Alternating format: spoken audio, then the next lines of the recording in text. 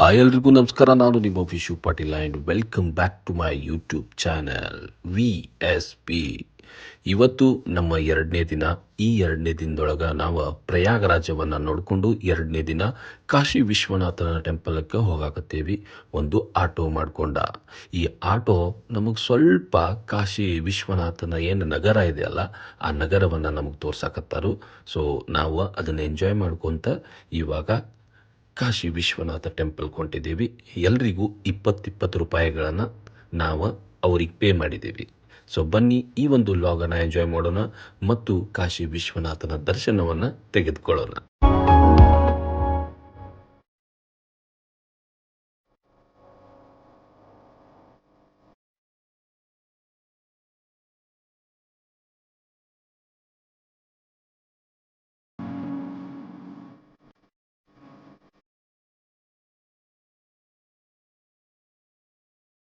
Vishwanath temple ಇನ್ನೂ 0.4 ಇದೆ.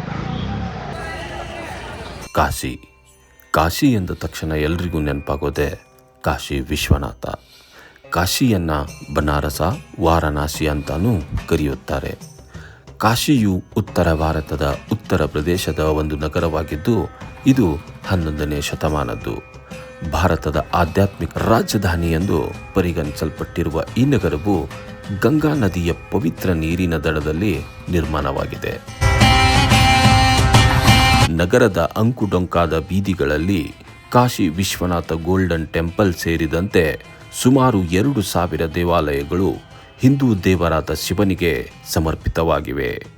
12 ಜ್ಯೋತಿರ್ಲಿಂಗಗಳಲ್ಲಿ ಈ ಕಾಶಿ ವಿಶ್ವನಾಥನು ಕೂಡ ಒಬ್ಬನು.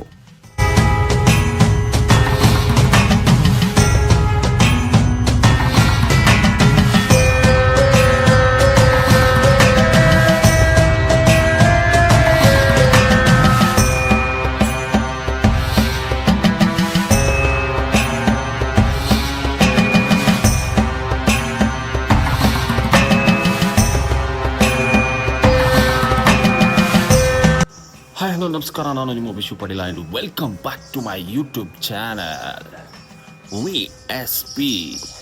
ಎಲ್ರಿಗೂ ನಮಸ್ಕಾರ. ನಿಮಗೆ ಓದೈತಿ ನಾವಂತೂ ಇವಾಗ UP ತಿರುಗಾಡಕತ್ತೀವಿ. ನಿನ್ನೆ ನಮ್ಮದು ಪ್ರಯಾಗರಾಜ ಆಯಿತು, ಇವತ್ತು ಕಾಶಿ ವಿಶ್ವನಾಥಕ್ಕೆ ಬಂದೀವಿ. ಸೊ ಕಾಶಿ ವಿಶ್ವನಾಥನ ದರ್ಶನನೂ ಆಗೈತಿ. ನಂಬರ್ ಮುಂಜಾನೆ 3:30 ಹಚ್ಚಿದ್ವಿ ನಾವು. ಸೊ ನೋಡ್ಬೇಕು ನೀವು, ಭಾಳ ಐತ್ರಿ ನಂಬರ, ಭಾಳ ಐತಿ. ನಾವು 3:30 ಹಚ್ಚೋದು ಅಂತ ಬಂತದ್ದು.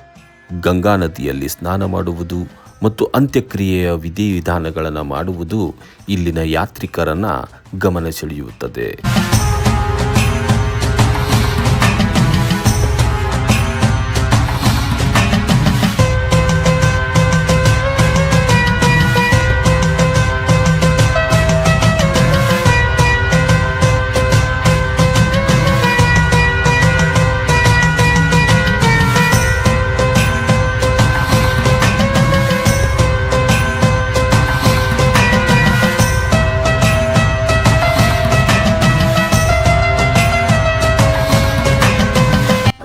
ಬೋಟ್ನಾಗ ಹೋಗಕತ್ತೀವಿ. ಈಗ ಬೋಟ್ ರೈಡ್ ಹೋಗ್ಬೇಕಂತೇಳಿ ಬೋಟ್ನಾಗ ಹೊಂಟಿದ್ದೀವಿ.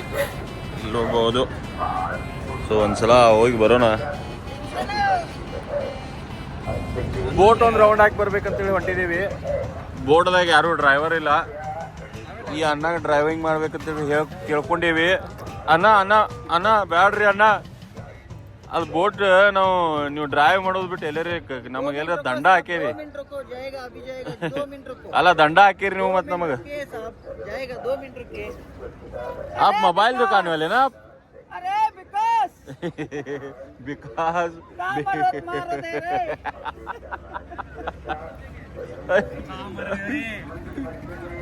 ಸಂಜನು ಮತ್ತಿನ ನೀರು ತುಂಬ್ಕೋದು ಬಿಡಾನಿಲ್ಲ. ಕಮ್ಮಿ ಬಿದ್ದದೇನೇನು?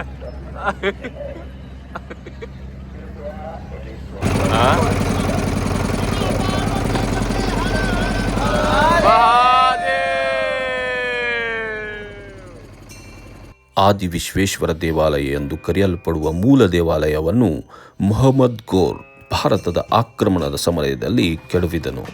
ಇದರ ತರುವಾಯ ಚಕ್ರವರ್ತಿ ಅಕ್ಬರ್ ಅಡಿಯಲ್ಲಿ ರಾಜ ಮಾನ್ಸಿಂಗ್ ಮತ್ತು ರಾಜ ತೋದರಮಲ್ಲ ಈ ದೇವಾಲಯವನ್ನು ಮರುನಿರ್ಮಿಸಿದರು.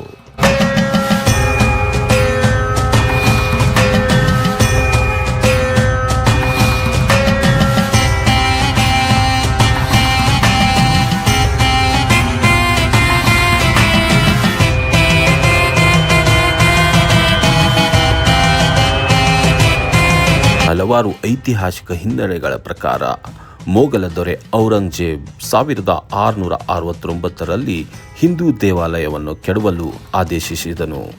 ಅದಾದ ನಂತರ 1678ರಲ್ಲಿ ಜ್ಞಾನವ್ಯಾಪಿ ಮಸೀದಿಯನ್ನು ಅದರ ಸ್ಥಳದಲ್ಲಿ ನಿರ್ಮಿಸಲಾಯಿತು. ಪ್ರಸ್ತುತ ರಚನೆಯನ್ನು 1780ರಲ್ಲಿ ಇಂದೋರ್ನ ಮರಾಠ ರಾಣಿ ಅಹಲ್ಯಾಬಾಯಿ ಹೋಳ್ಕರ್ ಅವರು ಮತ್ತೆ ದೇವಾಲಯವನ್ನು ಸ್ಥಾಪಿಸಿದರು.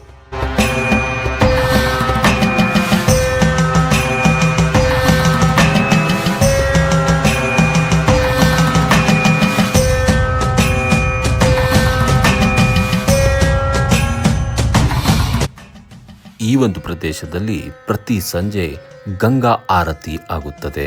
ಆದರೆ ನಾವು ಹೋದ ಸಮಯದಲ್ಲಿ ಗಂಗಾ ಆರತಿಯನ್ನು ಜನದಟ್ಟಣೆಯ ಕಾರಣಕ್ಕಾಗಿ ಕ್ಯಾನ್ಸಲ್ ಮಾಡಲಾಗಿತ್ತು. ಇದು ನಮ್ಮ ದುರ್ದೈವವೇ ಅನ್ಕೊಳ್ತೀವಿ. ಯಾಕಂದರೆ ಆ ಗಂಗಾ ಆರತಿಯನ್ನು ನೋಡುವುದೇ ಒಂದು ಸ್ವರ್ಗವಾಗಿತ್ತು.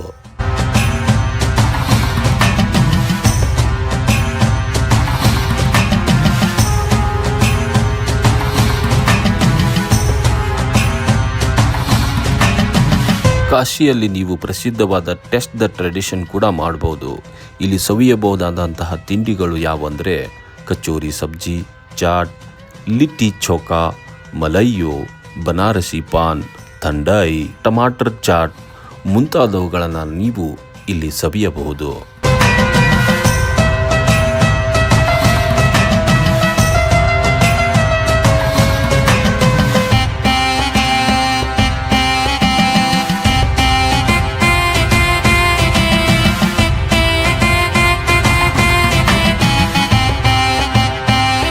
ನೀವಿಲ್ಲಿ ನೋಡ್ತಾ ಇರೋದು ಕೆಲವೊಂದು ಘಾಟ್ಗಳು ಮಾತ್ರ.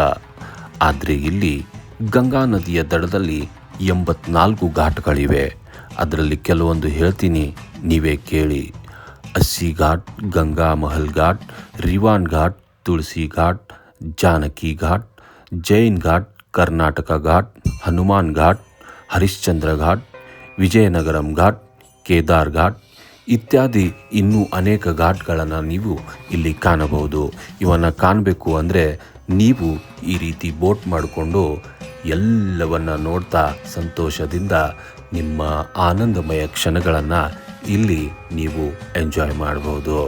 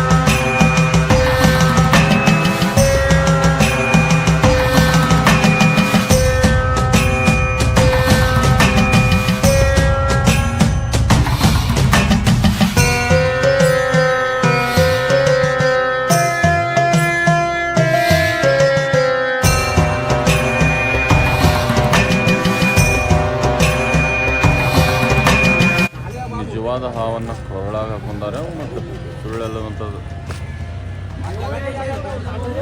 ಒರಿಜಿನಲ್ ಹಾವು ಕೊಳಾಗೈತ್ರಿ.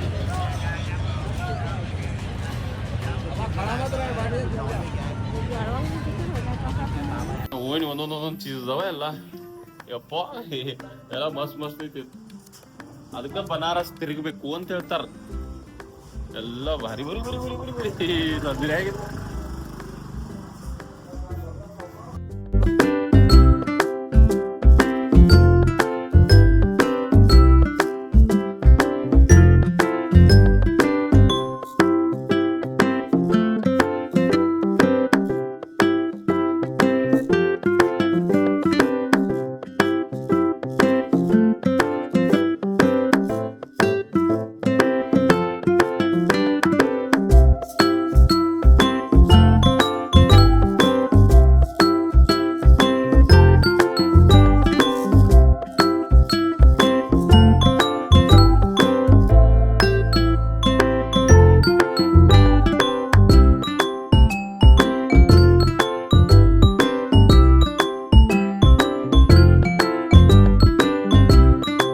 ಇಲ್ಲಿ ಬಂದು ಮತ್ತು ಪಾನದ ರುಚಿ ನೋಡ್ಲಿಲ್ಲ ಅಂದ್ರೆ ಹೆಂಗ ಎಲ್ಲರೂ ಪಾನ್ ಕಟ್ಕೊಳಕತ್ತಾರ ಇಲ್ಲಿ.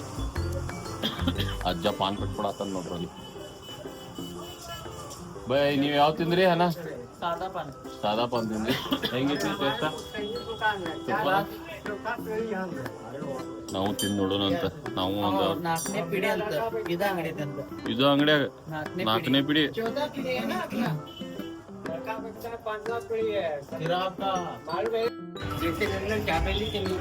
देवकीनंदन हवेली के नीचे एक मुखिया सारा भाड़ा हाँ इससे बड़ा को बढ़िया है भैया हमारे टाटा बेटे मैंने ಇಲ್ಲಿ ಬಂದು ಈ ಎಕ್ಸ್ಪೀರಿಯನ್ಸ್ ಮಾಡ್ಲಿಲ್ಲ ಅಂದ್ರೆ ಹಂಗ. ಅದಕ್ಕೋಸ್ಕರ ಇದನ್ನೇ ನಾವು ಎಕ್ಸ್ಪೀರಿಯನ್ಸ್ ಮಾಡಾಕತ್ತೀವಿ. ಈ bike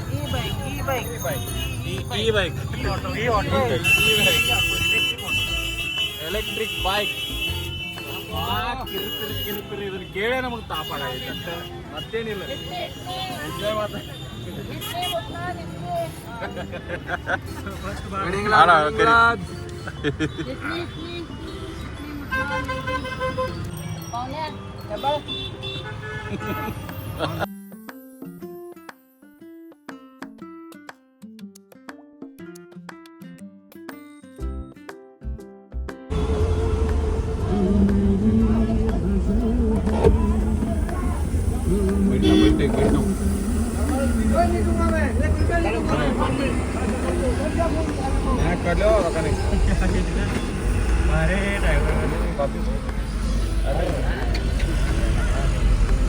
ladies and gentlemen, boys and girls, ಇವತ್ತು ನಾವು ಇಲ್ಲಿ ಕಾಶಿ ವಿಶ್ವನಾಥ ಮಂದಿರಕ್ಕೆ ಹೋಗಿದ್ವಿ. ಅಲ್ಲಿಂದ ಏನು ಪರಿಸರ ಇತ್ತು, ಅಲ್ಲಿಂದ ಏನು ಜಾಗಗಳಿತ್ತು ಅಲ್ಲ, ಅದನ್ನು ತೋರಿಸುವಂಥ ಪ್ರಯತ್ನ ಮಾಡಿದ್ದೀನಿ. ಅದು ನಿಮಗೆ ಇಷ್ಟ ಆಗಿರಬೇಕು.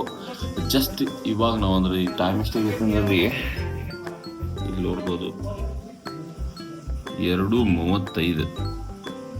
ಸೊ ರಾತ್ರಿ ಅಂದ್ರೆ ಮತ್ತೆ ರಾತ್ರಿ 2:35 ಆಗೈತಿ. ರಾಮ ಮಂದಿರಕ್ಕೆ ಬಂದಿದ್ದೀವಿ. ರಾಮ ಮಂದಿರ ದರ್ಶನವಂತ ತಗೋಕ ಶ್ರೀರಾಮ ಹುಟ್ಟಿದಂತಹ ಕ್ಷೇತ್ರಕ್ಕೆ ಬಂದಿದ್ದೀವಿ. ಇನ್ನು ಇಲ್ಲಿ ನಂಬರ್ ಹಚ್ಚಬೇಕಾಗೈತಿ. ನಾವು ನಿದ್ದಿನ ಮಾಡಿಲ್ಲ, ಕಂಟಿನ್ಯೂ 3 ದಿನ ಆಯಿತು, ಅಷ್ಟು ನಿದ್ದೆ ಮಾಡಿಲ್ಲ, ಬರೀ ಟ್ರಾವೆಲ್. ಅದ್ರೊಳಗ್ರಿ ಇವತ್ತು ಯಪ್ಪಾ ಏನು ಟ್ರಾಫಿಕ್ ಇತ್ತು ರೀ. ಪಾಪ ನಮ್ಮ ಭಾಯಿ ಭಾಳ ಹಾರ್ಡ್ ವರ್ಕ್ ಮಾಡ್ಯಾರ. ಯೂಸುಫ್ ಭಾಯ್ ಅಂತೇಳಿ ನಮ್ಮ ಡ್ರೈವರ್ ಅವರ. ಸೊ ಭಾಳ ಹೆವಿ ಕೆಲಸ ತೊಗೊಂಡಾರ ಇವತ್ತು ಅವ್ರು. ಬರೀ ನಾವು ಒಂದು 50 ಕಿಲೋಮೀಟರ್ ಹೋಗಾಕಷ್ಟೇ, 50 ಕಿಲೋಮೀಟರ್ ಬರ್ಬೇಕಂದ್ರೆ 6 ತಾಸು. ಅಷ್ಟೊಂದು ಫುಲ್ ಟ್ರಾಫಿಕ್ ಇದ್ರಿ, ಜನ ಭಾಳ ಬಂದರು. ಸೊ ಏನಿಲ್ಲ, ಈ ಒಂದು ವಿಡಿಯೋ ನಿಮಗೆ ಏನಾದರೂ ಇಷ್ಟ ಆಗಿದ್ರೆ ಲೈಕ್ ಮಾಡಿರಿ, ಶೇರ್ ಮಾಡಿರಿ. ಮತ್ತು ನನ್ನ ಚಾನಲ್ಗೆ ಯಾರಾದರೂ ಹೊಸಬರಿದ್ದರೆ ದಯವಿಟ್ಟು ಸಬ್ಸ್ಕ್ರೈಬ್ ಮಾಡಿರಿ ಮತ್ತು ಆ ಬೆಲ್ ಐಕಾನನ್ನು ಆನ್ ಮಾಡಿಡ್ರಿ. ಸೊ ಮತ್ತು ಮುಂದಿನ ಲಾಗ್ದಾಗ ನಾವು ರಾಮ ಜನ್ಮಭೂಮಿ ತೋರಿಸೋದೇನಿ. ಅಲ್ಲಿಯೂ ವಿಡಿಯೋ ಮಾಡಿಕೊಟ್ರಂದ್ರೆ ಅಷ್ಟು ತೋರಿಸೋ, ಇದಕ್ಕೆ ಒಳಗೆ ಹೋಗಿ ಏನು ಮಾಡೋಗಿಲ್ಲ ನಂಗೆ ಗೊತ್ತೈತಿ. ಸೊ ಜನ ಭಾಳದರು. Okay, thank you. ಜನ ಭಾಳದರು, ಅದೇನು ಆಗುವಂಥ ಕೆಲಸ ಅಲ್ಲ, ಆದ್ರೂ ಟ್ರೈ ಮಾಡ್ತೀನಿ ಅದು ಹೆಂಗೈತಿ ಅಂತೇಳಿ.